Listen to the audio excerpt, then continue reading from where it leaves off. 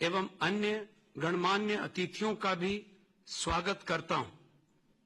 अब मैं माननीय उप मुख्यमंत्री बिहार श्री सम्राट चौधरी जी से अनुरोध करूंगा कि आप स्वागत संबोधन की कृपा करें।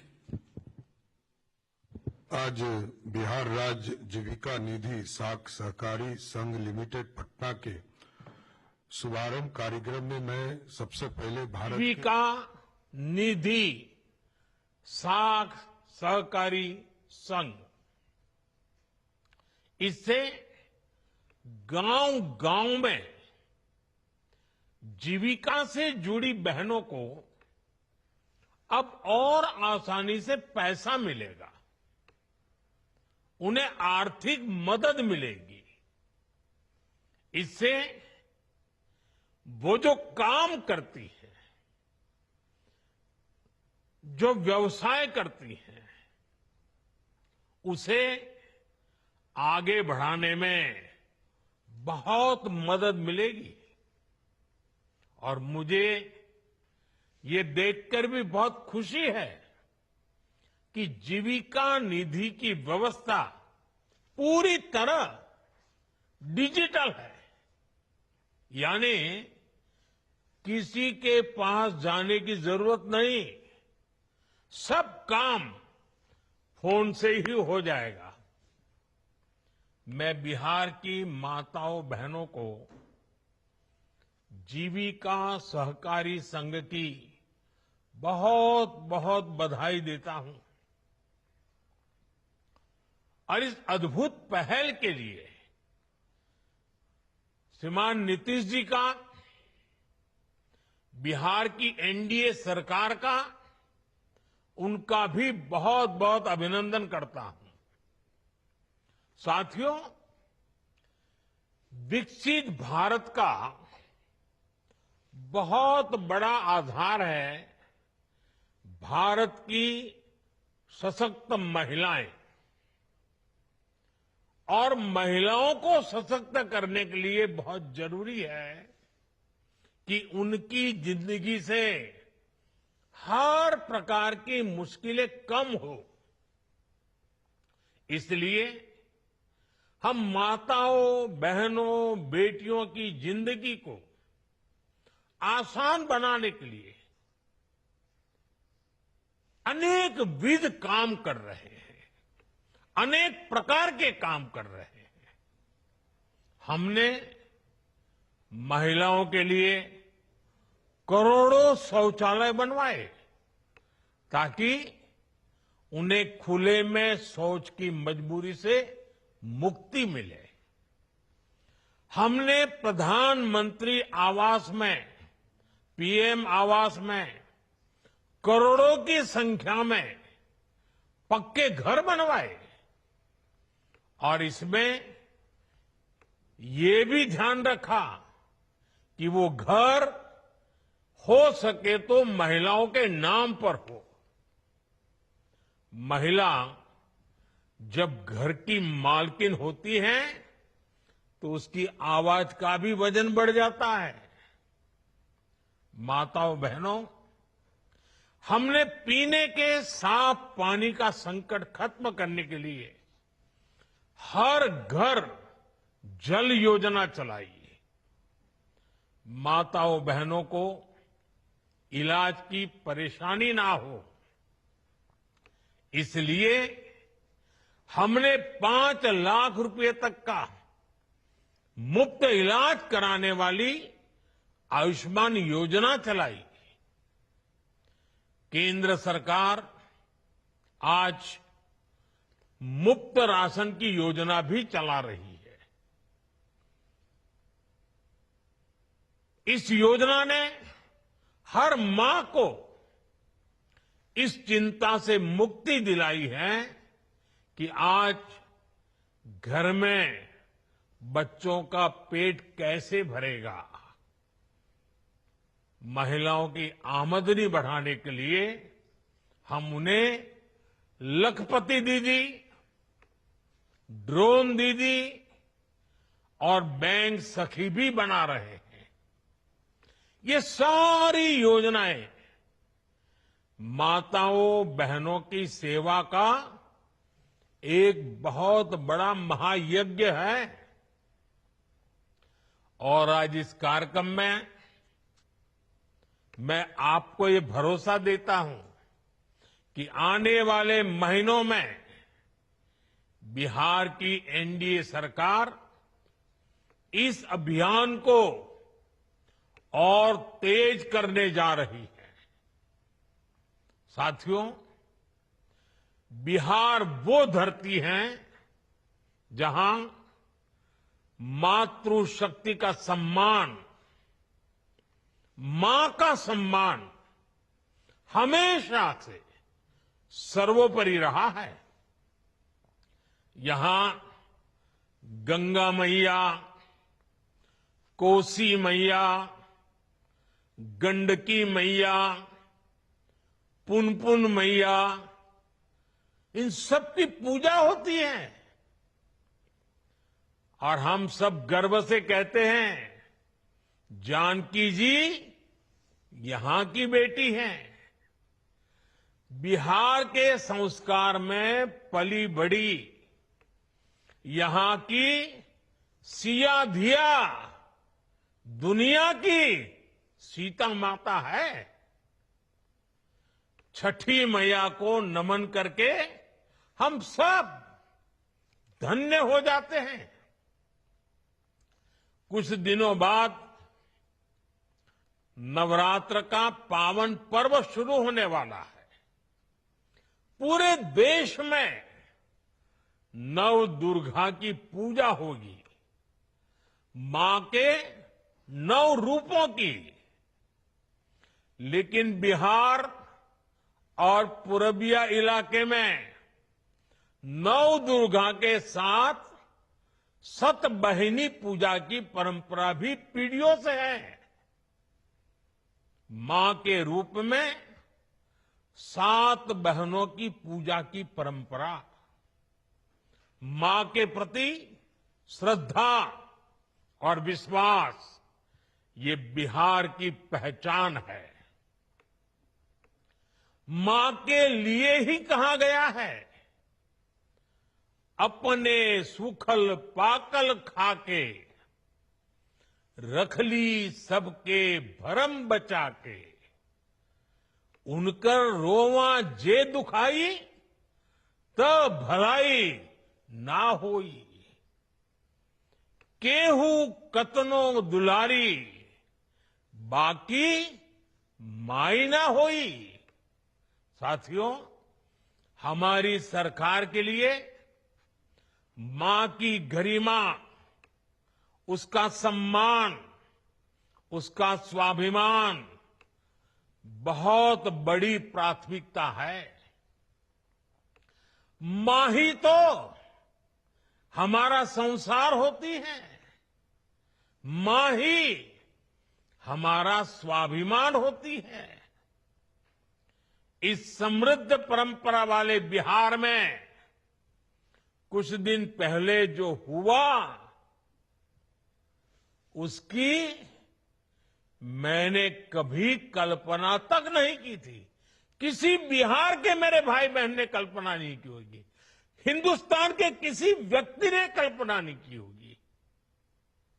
बिहार में आरजेडी कांग्रेस के मंच से मेरी मां को गालियां दी गई।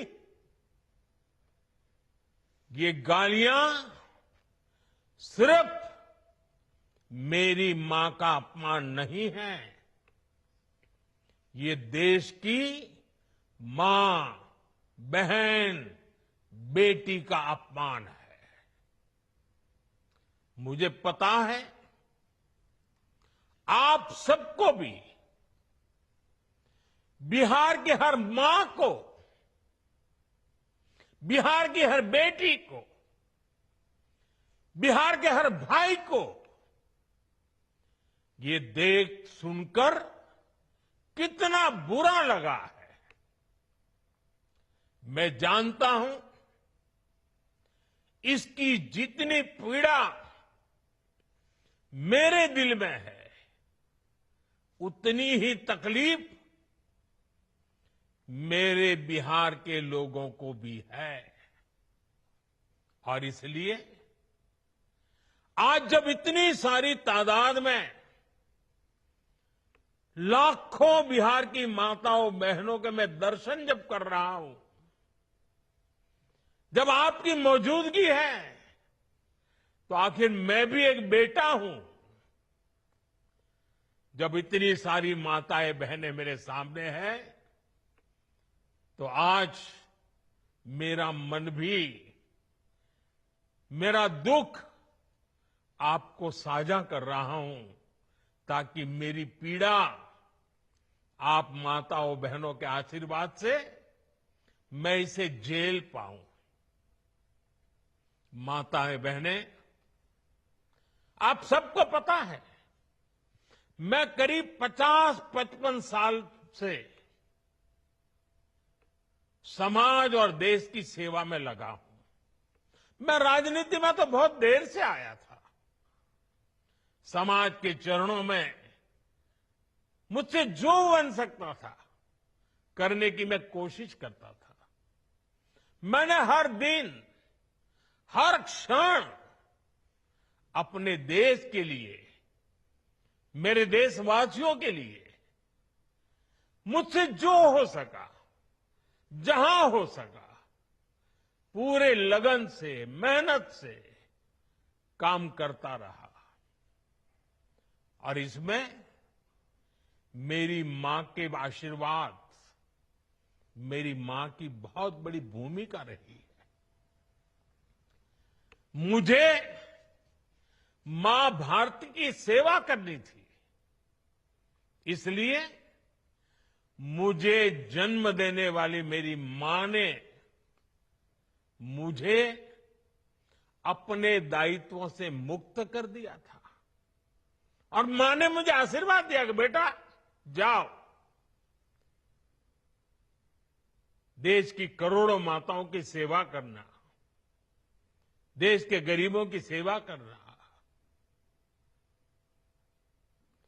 उस मां के ही आशीर्वाद से मैं चल पड़ा था। और इसलिए मुझे आज इस बात की पीड़ा है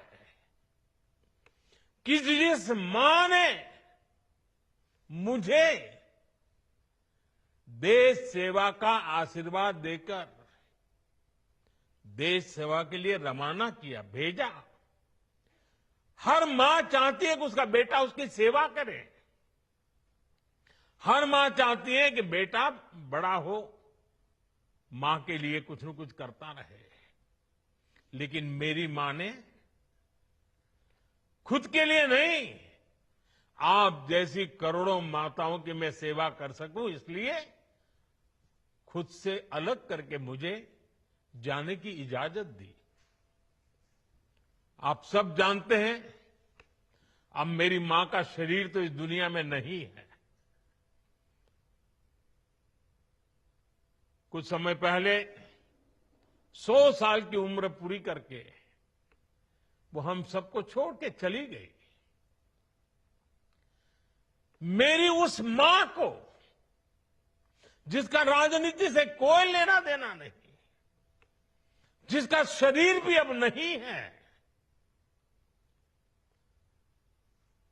मेरी उस मां को आरजेडी कांग्रेस के मंच से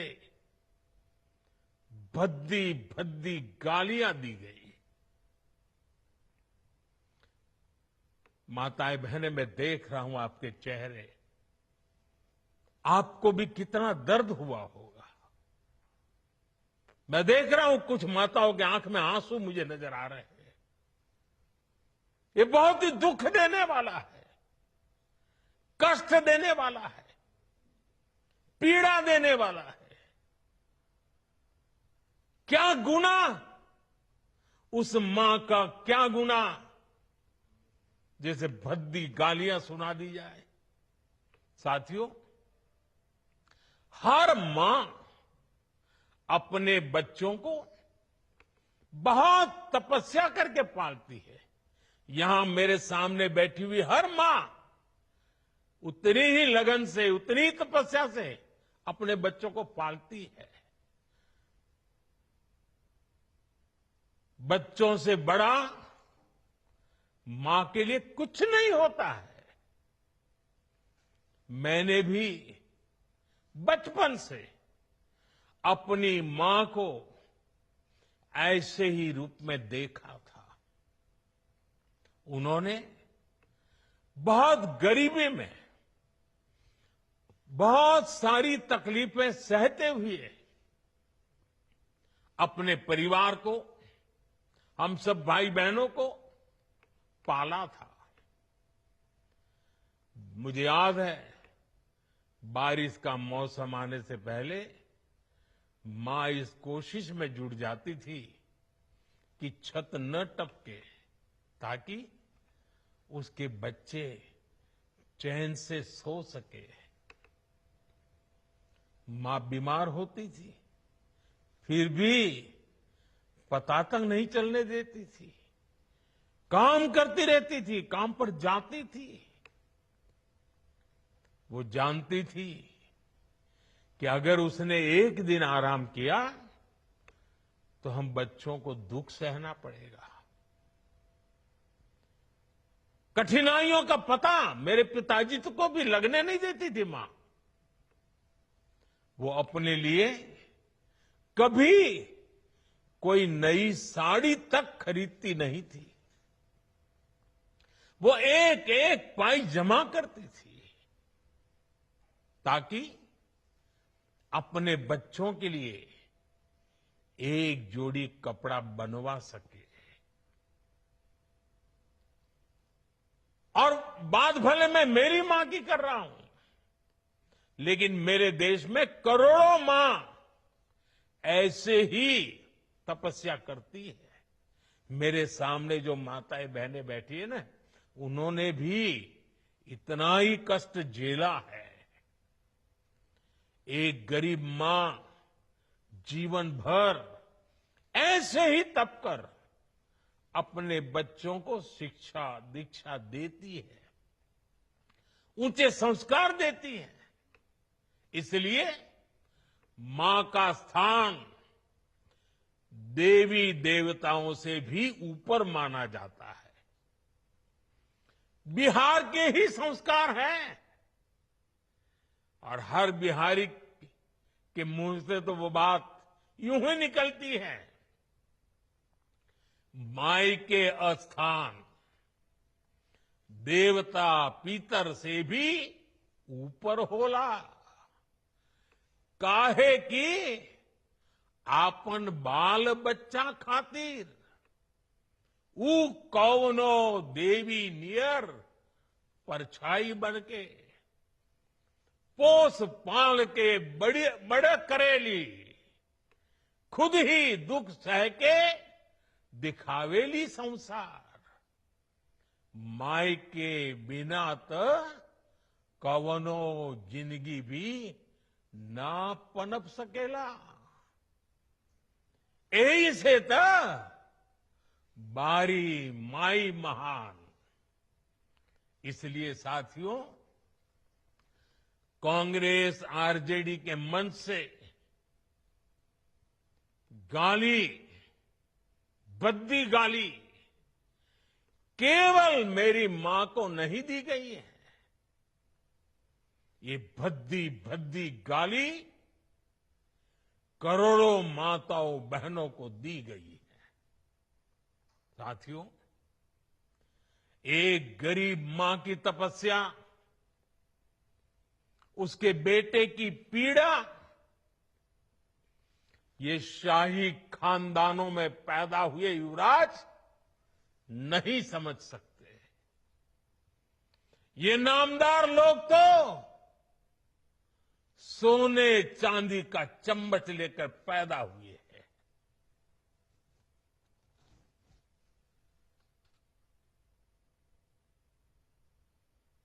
वो तो यही मानते हैं कि देश और बिहार की सत्ता इन्हें अपने खानदान की विरासत लगती है। इन्हें लगता है कुर्सी इन्हें ही मिलनी चाहिए, लेकिन आपने, देश की जनता जनार्दन ने एक गरीब मां के कामगार बेटे को आशीर्वाद देकर प्रधान सेवक बना दिया। ये बात नामदारों को पच नहीं रही है। कोई पिछड़ा, अति पिछड़ा आगे बढ़ जाए, ये कांग्रेस को तो कभी बर्दाश्त नहीं हुआ है। इनको लगता है नामदारों का तो अधिकार है कामदारों को गालियां देना, इसलिए आए दिन ये गालियों की झड़ी लगा देते हैं।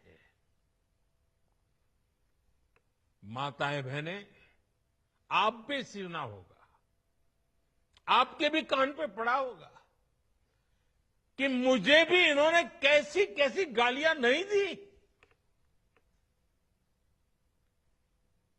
ये लिस्ट बहुत बड़ी लंबी है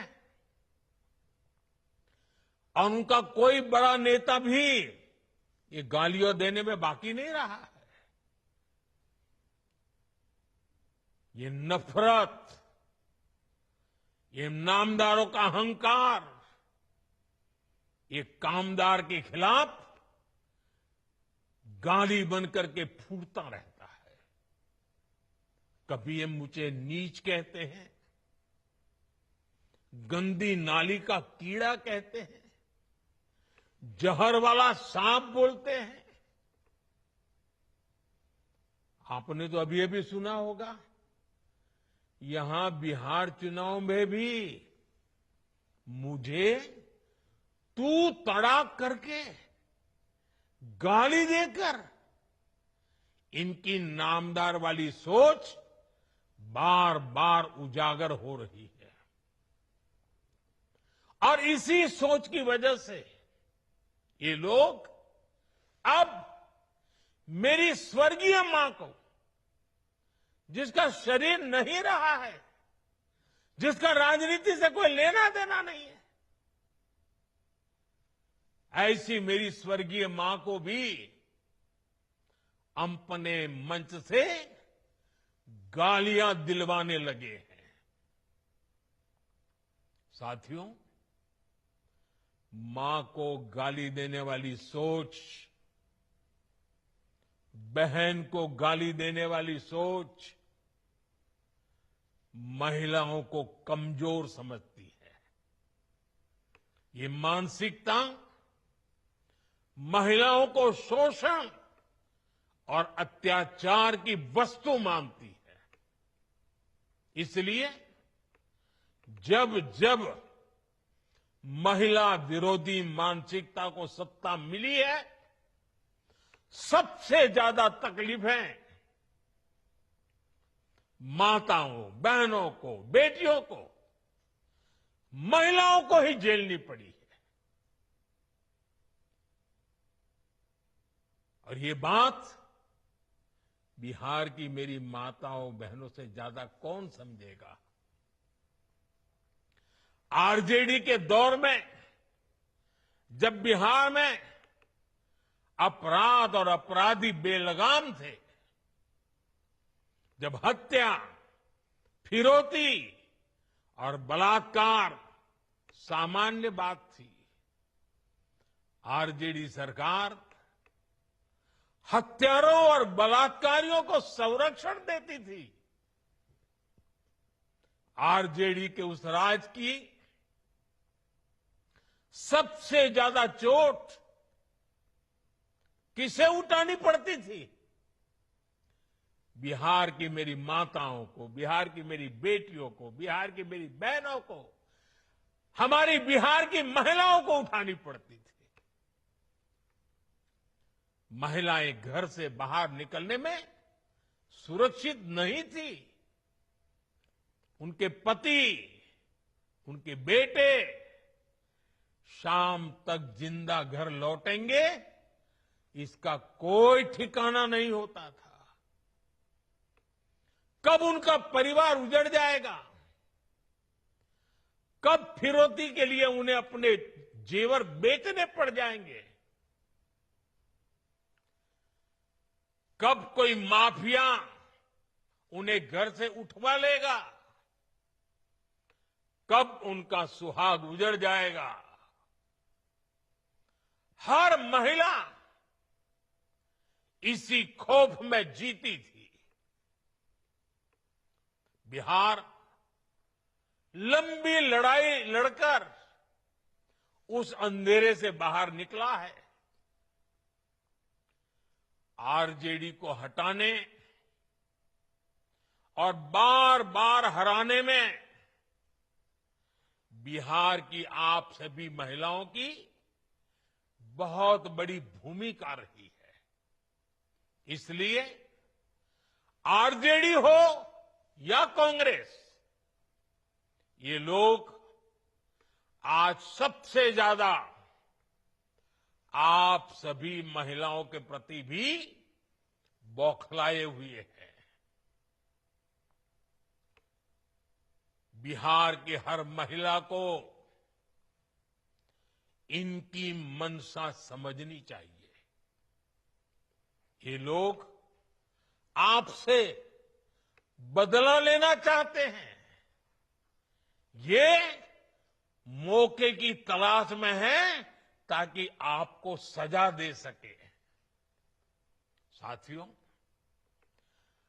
आरजेडी जैसे दल कभी महिलाओं को आगे नहीं बढ़ने देना चाहते और इसलिए ही ये महिला आरक्षण तक का पुरजोर विरोध करते रहे हैं। और जब एक महिला, एक गरीब घर की महिला आगे बढ़ जाती है, तब भी इनकी बौखलाहट दिखती है। इसलिए ही कांग्रेस गरीब घर की आदिवासी बेटी, देश की राष्ट्रपति द्रौपदी मुर्मू जी का लगातार अपमान करती है। साथियों, महिलाओं के प्रति घृणा और नफरत की इस राजनीति पर लगाम जरूरी है। देशवासियों को सोचने की जरूरत है।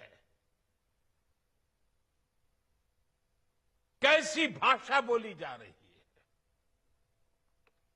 माताओं बहनों, आज से 20 दिन बाद नवरात्रि शुरू हो रही है और 50 दिन बाद छठी मैया की पूजा होगी। छठ का पर्व मनाया जाएगा।